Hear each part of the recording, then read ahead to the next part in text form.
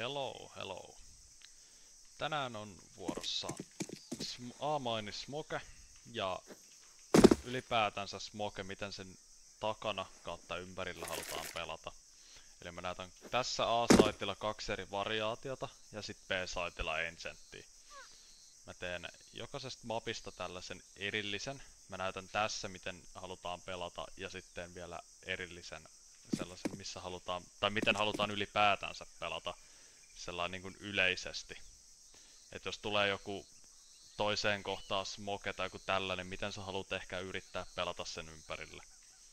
Mutta tuohon kun heitetään Counter Smoke, tästä on vaikka lentänyt flashua yli ja jotain, niin Counter Smoke, normaali tapa miten sä haluat pelata tänä alla on se, että sä vaan pidät tästä Xboxin takaa. Ja tälleen vaan. Ja ootat ehkä, että Donitsista tulee jätkä auttaa sua. Ja sit vaan otat mahdollisimman pitkältä anglen silleen, että vastustaja joutuu tulla tähän asti about. Että se saa ensimmäisen kontaktin, joka on tästä off-anglesta. Silloin se paljastuu CT:lle, saitille ja sulle tohon noin. Eli yritä pelaa niin periaatteessa takaa, että te pystytte oman kanssa ottaa jokaisen duelin 1v1 tästä, ei kun 2v1 tästä. Ja sen jälkeen, kun te olette saanut sen ekan pikin, niin sulla on valinnanvara, että pystytkö sä, koetatko sä pakittaa, vai otatko sä seuraavan duelin tästä. Ja se on sit tilannekohtainen, jota mä en voi tässä oikein sanoa. Paras sellainen tapa on yleensä pysyä vaan piilossa ja odottaa, että se vihu tulee ja yrittää hakea seuraava 2v1 tai 2v2 siitä.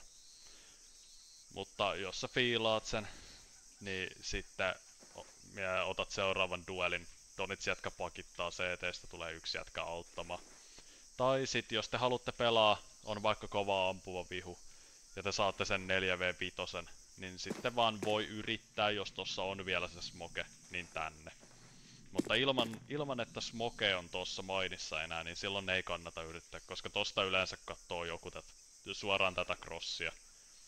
Ja se on yleensä kuolema, jos sä lähdet hyppää siitä. Mutta aggressiivisempi tapa on se, että pelaat tästä Smoken takaa. Ootat, että se vihu yrittää tulla tossa Smoken läpi. Ja pysyt koko ajan liikkeessä Smoken takana. Tällaista koko ajan jigleemistä tässä. Silleen, että sä oot koko ajan valmiina siihen, että jos vihollinen tulee tosta läpi. Silloin sä oot valmiina suoraan ottaa sen duelin. Ja sua on vaikeampi ampua suoraan Smoken takaa. Se on paljon vaikeampi liikkuvaan kohteeseen. Sä tuut tästä. Tosta lentää yksi flashy vaikka yli. Niin sä tuut tästä.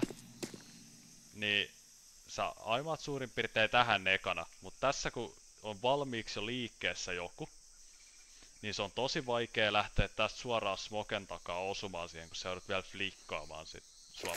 Tai vastustaja joutuu flikkaamaan sua päähän.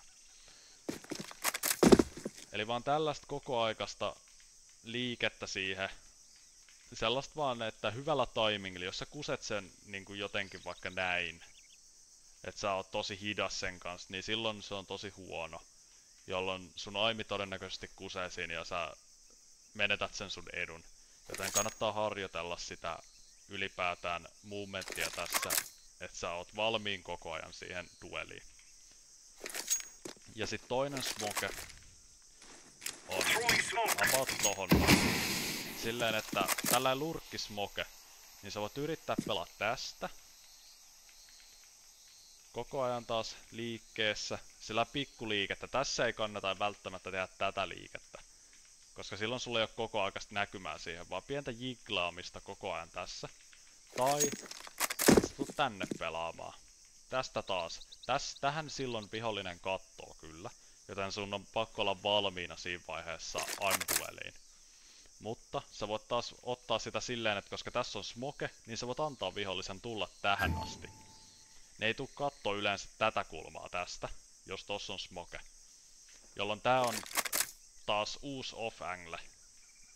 tää on niinku se normaali angle siinä vaiheessa, mutta kun sä tulet tähän, tää on uusi off angle, jolloin vihollinen ei taas oleta, että sä oot tässä. Kun ne kattoo tonne, mut sä ootkin tässä. Eli siis toisin sanoen, heitetään uudestaan tää smoke tähän. Vihu tulee, se kattoo tähän, se kattoo tonne, mut kun sä oot tässä näin, niin vihollinen ei oleta sitä. Ne tulee tästä, ne kattoo ensimmäisenä tän. Eli tää on se paikka, missä sulla on etulyöntiasema. Ne kyllä saattaa tälleen näin tulla katsomaan sen, jotenkin näin. Mutta silti vihollinen ei ole siihen suoraan valmiina. Eli se on hyvä. Ja sitten taas oma on Donitsissa. Se voi ottaa ekan duelin, vaikka jos tohon jää gappi tai tähän näin. Niin se ottaa ekan duelin, jos se saa tapon, se pakittaa ja sen jälkeen sä otat. Tai sit jos se kuolee, niin sit sulla on iso työ tosta ottaa multikilli, että teidän runi ei ole menetetty. Tai välttämättä tuo afterplant-tilannetta.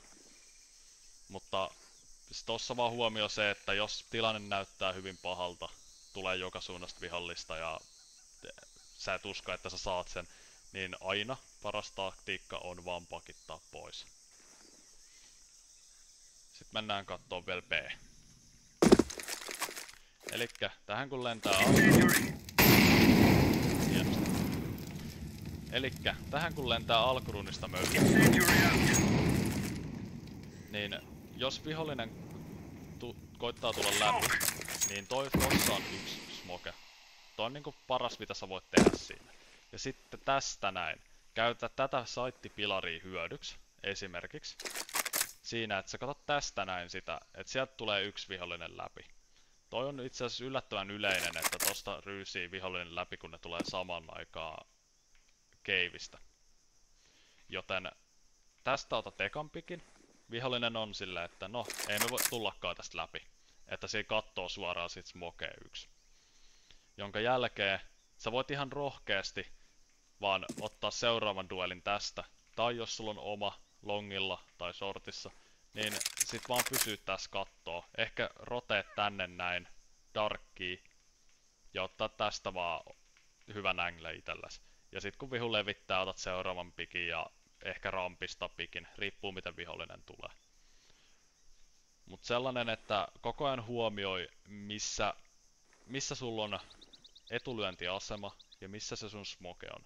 Sun ei tarvi käyttää sitä muuten kuin siten, että sä vaan otat sen ekan pikin ja sit sä käytät sit smokea sun turvana, koska vihollinen ei enää uskalla tulla siitä läpi, kun niillä on jo yksi kuollut siihen, kun ne tajuvat sit kattoo joku.